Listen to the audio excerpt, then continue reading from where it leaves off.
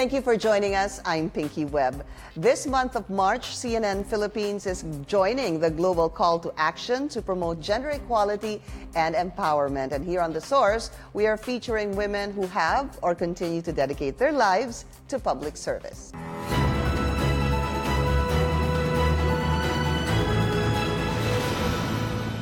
Let's go straight to the source of the story. We have Agriculture Undersecretary Berna Romulo Puyat. Berna, it's so good to see you again. Yes, hi Pinky. Hi. When we talk about the DA, the name Berna always comes out on television and even on radio. How long have you been with the Department of Agriculture? I've been in the DA for close to 12 years. So how many presidents and how many Department of Agriculture secretaries have you worked with? For? This is my third president and third Agriculture Secretary. And has it gotten old for you at all? No, there's always something new. There's always something, because each boss, each president has a different focus.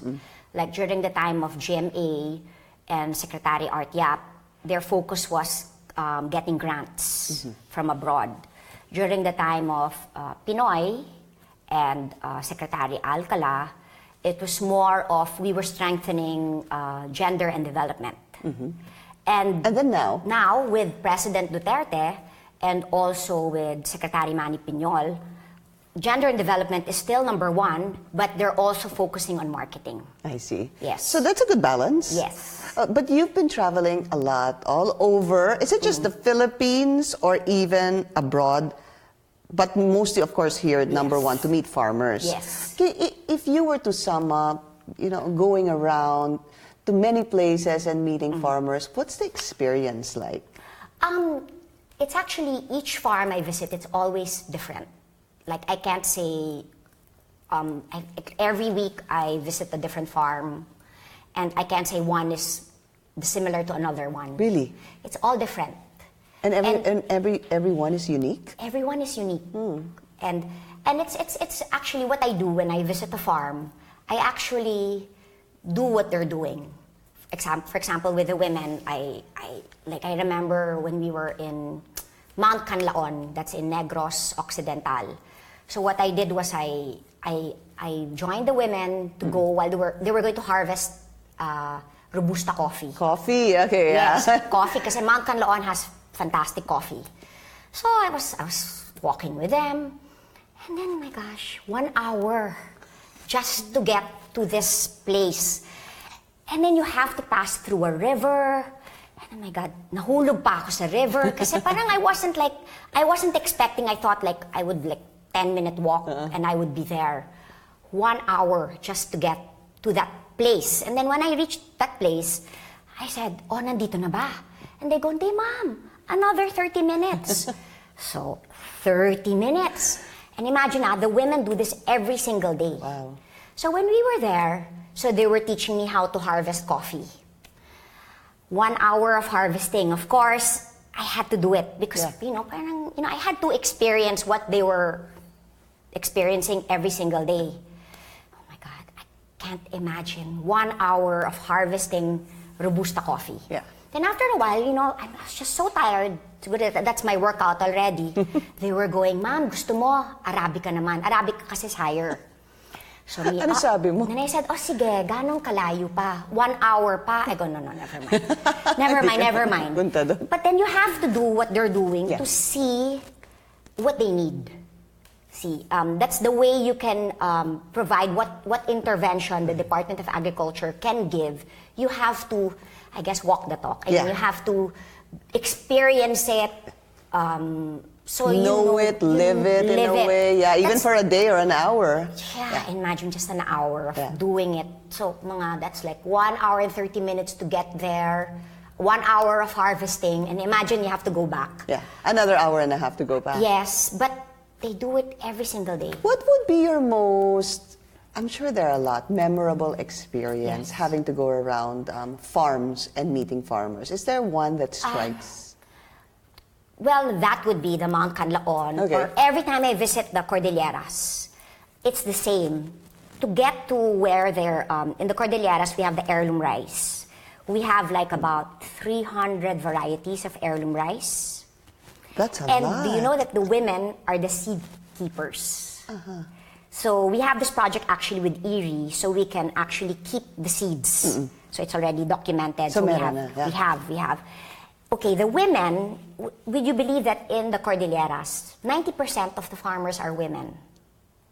So what I did is you walk with them again. So buti sana when you go to the rice terraces, it's not that easy kasi sometimes like, if the path is cementado, minsan it's like this big, sometimes it's this small. Magiging makipot, yeah. That's sometimes an hour just to get there, just to go to that place. And you know, they do it morning up to afternoon. And what they do is, kunyari, morning, what the women normally do is they prepare the food for their husbands, prepare so the kids can go to school, they harvest or maybe plant depending on the season. Yeah. And then lunchtime, they go back so they can prepare again. And then they go back again to the fields. So they do it every single day. It's routinary. Yeah, but they're so used to it. So you see, it's all women and all ages. But forgive the ignorance, why is it 95% women? 90% women Yeah, for the 90%. Cordilleras because it's the women. Actually, I was so surprised in the Cordilleras because I guess they're the seed keepers. They're the ones that they plant. Yeah. But then the ones that do the hard work, the getting the bushels, are the men. And I guess because the income is so small, the men also have to look for alternative means of income. Right. And the ones who sort the seeds, all women. The processing, all women. Yeah. Yeah, not only for heirloom rice, you have cacao, Yeah. coffee, even strawberries. Women. All right, we'll be taking a short break. This is The Source on CNN Philippines. We'll be right back.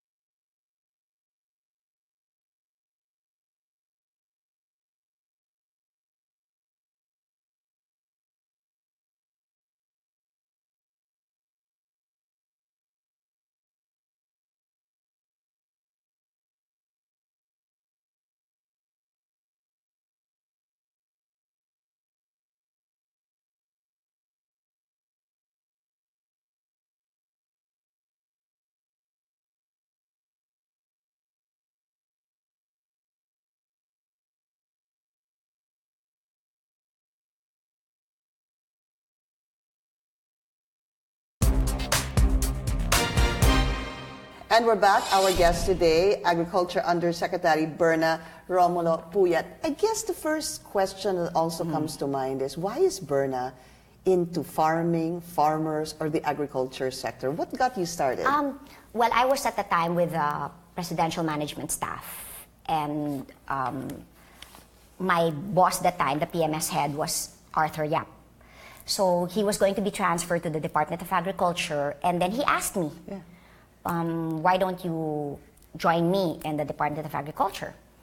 At first, I didn't want. I said, I don't know anything about farming. I'm not into agriculture. I don't even go under the sun. Would you believe? It wasn't like, I didn't think it would be a fit, honestly. And then he said, no, why don't you try it out? And then if you don't like it, you can resign. So you tried it? So I tried it. And then at first I was in charge of like getting grants from other countries. So that was easy because you talk to your foreign counterparts. You like from Korea alone, you were able to get about $50 million worth of grants for post-harvest facilities, irrigation. So that was like a fit for me. So it felt grants. So it was fantastic. We were able to bring in so many grants for the farmers. And then during the time of Pinoy, the time Secretary Proceso Alcala said, no, I want you to focus on women farmers. So at first I was going, I was really hesitant at first because I couldn't imagine, because it was out of my comfort zone. Yeah. And so I said, nako, for me to be able to do my job well, I have to go around the country. I mean, you can't you can't do your job if you're stuck in an office. In an office, you cannot. You have to go. And at that time, my husband passed away March of 2010. And then the new administration came May of 2010. So there were so many changes in my life. So sabi ko, never mind, okay, sige. I'll do it na lang. I mean, you know, you have to, you know, get out of your comfort zone. And I kept thinking, you know what, life is short, might as well try it. Any regrets? Or is it one of the best things that happened? One of the best things that ever happened to me, honestly. You know, if my husband were alive, he would be laughing right now because when he was alive, and farming. No way. I always wanted to be in an air-conditioned room. I hated the beach. I prefer going to Tagaytay or Baguio. Somewhere cold and somewhere hot. Cold. Or we would go to, let's say, if we'd go abroad, we would go to a beach. So I would be in an air-conditioned room watching them from afar. You know, but because it wasn't me. Why do you think dito ka nadala? I don't know, maybe it was meant to be. And you know, maybe at first I was hesitant to go to the farms because I was thinking, parang baka the women farmers would have a difficult time relating to me because of how I looked. Because I was going, maputi ka, mestiza ka, baka may, you know, there was also a fear na they won't accept me. And then the weirdest thing is, actually no, the irony of it all was when they found out I was a widow, oh my gosh, right away they would start crying and then they would accept me. And right away they knew I understood what they were going through. What's the one thing you understood or understand? What is the one thing you want to tell us about women farmers? Because women farmers, the women, the only thing they focus on is their family and their children. How to feed their children and the tuition fee, so they want their children to finish school. That's why they work, so that they'll be able to make both ends meet, they'll able to augment the income of their husbands, and it's just more focused on family. And me being a single parent, my husband's not alive anymore, that was also my focus. My focus was only just my children. My children is number one. So right away, being a widow and being with them, they know right away.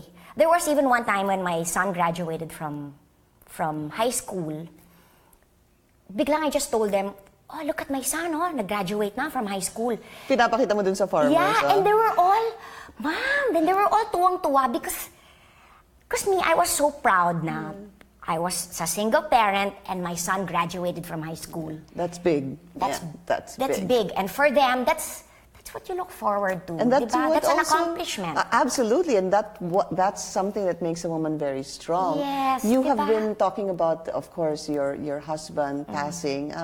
How difficult has it been for you with the job, with your two children? Two children, right? Yeah, two children. My eldest is a girl, my youngest is a boy. When my husband passed away, my daughter was 14 years old, my son was 13. Wow, must have been such a tough time. Difficult. Because I started grieving actually after 2 years. Because, you know, you have to be strong.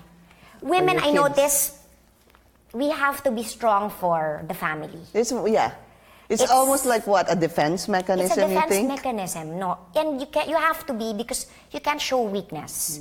Because when your children see that you're weak, they also fall apart. So you have to be strong for them. So that, I guess, helps you to, be more brave and stronger and more courageous. You do everything for your kids. All the women. Number one, family. Yeah. You were talking about you going out in the field, meeting farmers, women farmers, and there was one magazine, it was Town and Country, who said that Berna is making farming sexy. How do you think you've been making farming sexy? Because it's a little boring for some people or a number of people. Yeah. How do you actually, make it a little bit more fun or exciting for the public? Actually, when I entered the Department of Agriculture, it was funny because when my friends would ask me, where are you working? I tell them Department of Agriculture, and right away, they'd get so bored. They turn around and they go to the next group. Okay, then move on. I mean, I never really talked about my work. Yeah. It's only been recently that there has been an interest when it comes to farming, to our agriculture, and to our local products. And, I've never been so happy because 12 years ago, nobody really cared about local. Yeah. But with me, kasi, going around the country, something about Filipinos is that they always feed you. They welcome you with open arms. Filipinos are the most hospitable. They don't have anything, but they'll feed you. And the food is fantastic. That's so true. Which brings me to one event that has been happening yearly, which continues to be the Madrid Fusion. Yes. That started in 2015. Yes. And I know you were already kind of part of Madrid Fusion. So, were the Philippine products, ingredients, how much did Madrid Fusion help in promoting? Oh, for me, it was the game changer. When we started, it's a project of the Department of Tourism, but then since it's about food, we were one of the biggest contributors. So we were in charge of the regional lunches for 2015. So it was like a 3-day event where all the Michelin star chefs come to the Philippines. And then we had the task of promoting our local ingredients and our local food. The first day was all food from ingredients and food from Luzon, second from Visayas, third from Mindanao. And then we were able to get chefs to volunteer. I had curators, my friends who were curators who were in the food business.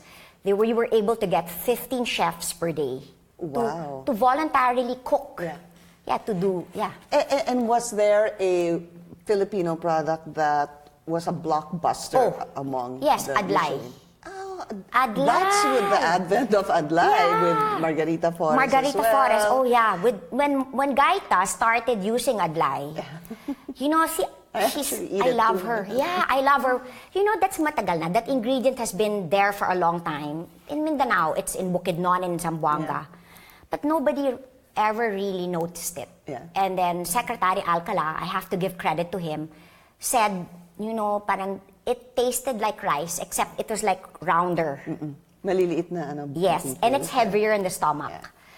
So he started promoting it, and then after that, I asked Gaita about mga 2013. I asked Gaita pa, Gaita, why don't you try this ingredient, which is like an alternative to rice, because it tastes like rice, and it's even more nutritious than brown rice. When she used it, she was amazed. So she started posting it on social media, and she uses it in all her caterings, all her events. She actually served that during an event of CNN Philippines as well. So it's become very popular. Yes. We'll be taking another short break. We'll be right back.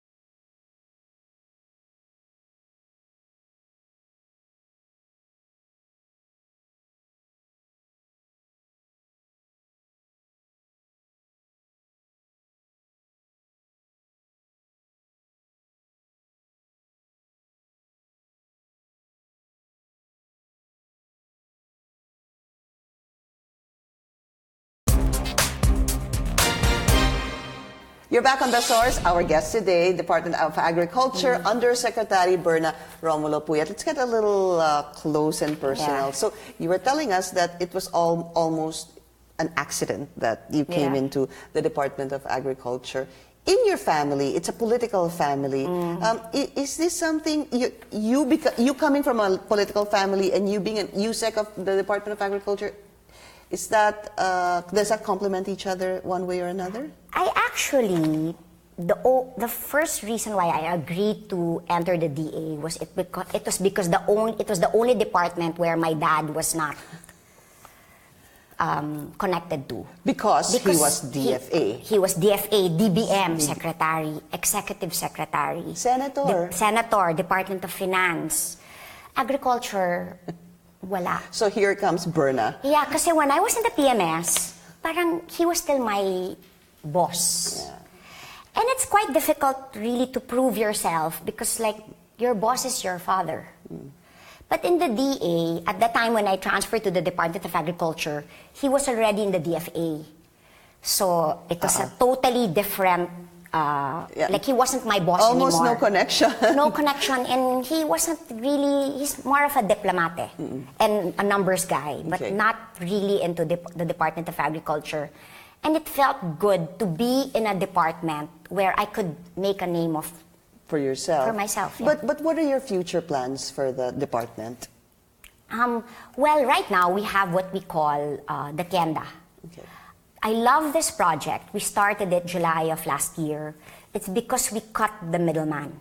Do you know that from Benguet to Manila, we have 5 to 8 middlemen? Then you notice the farmers, di ba, when you go to the province, it's so mura, the produce. And when it reaches here, ang mahal, mahal, mahal. But then you notice, it doesn't go to the farmers. With the Tienda, we remove the middleman, and we have tie-ups like, let's say, with the Ayala malls. They give their space for free. Yeah. So the farmers can sell all their produce, no rent, and you know naman how expensive the rent is, for free, and they get all the income, and you know, and then the consumers are able to buy produce at affordable prices. Like for example, like we have this organic talong. In the palengke, it's like 90 pesos. In the tienda, it's only 30 pesos. Wow. You can imagine how much goes to the middleman. Hey, how does that make you feel because of this program? I mean, isn't this something that should have been done a long time ago? Yeah. I know. Actually, I was wondering, but you know, that's what I like about this administration, because entering this administration, that was what the president's goal was, to make food affordable to everybody and to increase the income of the farmers. So aside from this tienda, which we do in like government facilities or in all the Ayala malls, we also have tienda para sa mga bayani, which we implement in the camps of the soldiers, soldier camps. Yeah. That for me is more meaningful because kawawa pala the soldiers, when they leave the camp for market day, they sometimes get killed because by the NPA. So what we did was, we bring the farmers inside the camp, so they don't have to leave na. Yeah, they get it at lower than palengke prices, and they don't get killed. Yeah. Which is so basic. There's so many challenges, though, you faced personally, your husband and, of course, your sister. We've talked about that off camera. What are you hoping for yourself as a woman, a mother of 2, in the next couple of years? Well, I'm so happy now that, you know, women now are getting more recognition. They're being valued more. And people are recognizing the great contribution of women to farming. Because when you think of farming, you only think of a 56-year-old male. Super but true. When you go to the field, you see women they're the seed keepers, they plant, they harvest, they process. In every stage of production, women are present. And, you know, because of my work, and I guess because of social media, it all started with social media. I post, you know, I'm with the women, etc. So a lot of people ask me, can they join me? And they themselves are shocked that they never thought that women played such a valuable role. Yeah. And it makes me happy because first, people are recognizing the importance of agriculture, recognizing the importance of women, and they want to buy local.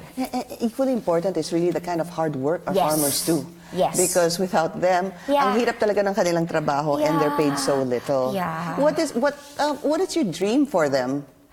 Higher income. You know, one time I went to Kalinga with Gaita Forest, and then I said, "Come, let's plant rice." So when we were planting rice, so it was the first time she planted rice, she was crying after because she didn't realize how hard it was to plant rice. And how we take it for granted. How you take it for granted. And you make the farmers kuripot. So now you value the ingredient more. And you don't wanna, you want to give them more. Wow. Yeah. Because you know how hard it is to plant and to harvest. And there are senators who are taking also the forefront in protecting our farmers. I know Senator Kiko is really Senator much Kiko, into farming and the farmers. And Senator Lauren and Senator Villar. Exactly, Cynthia Villar as well. All right, so in celebration of International Women's Day, it's so nice to understand your story, how you got into this, and how I, for one, realized that there are a lot of Philippine women farmers more than, you're right, the 56-year-old male farmer that we have right now. For yourself though, what are your dreams? What do you wish to accomplish for yourself in the next years or so? It's more for my, personally, for work or career? For yourself. For myself. Personal fulfillment. Well, personal is more of like, my daughter already graduated from college, and then my son is graduating this year. So that's more of like, I'm so happy they've already graduated. And now, because like, I'm kind of like an empty nester already, so they actually don't need me as much as I need them. So it's more of my work. My fulfillment now comes from the kind of work my work. you do. Yeah. And what we've been doing now, it's like it's so fulfilling. Is it more fulfilling now than in the past? Now, not to compare it to because it was past. There were a number of past administrations, but because of what you're doing now because I can really see the difference. Like I see so many farmers getting in touch with me, even via Facebook, telling it's just to help even one family, right? To be able to know that you were able to put that family, the children of that family to school. Because of the programs of the government. That's enough for me. One last question. How would you describe the Filipina today? Filipina today, strong, resilient. And women now, I notice, they value themselves more. They love themselves more. Berna Romulo Puya, thank you so much for joining us. Yeah, thank you for inviting me. So good to see you again. Thank you. And thank you for joining us here on The Source. I'm Pinky Webb. You're watching CNN Philippines.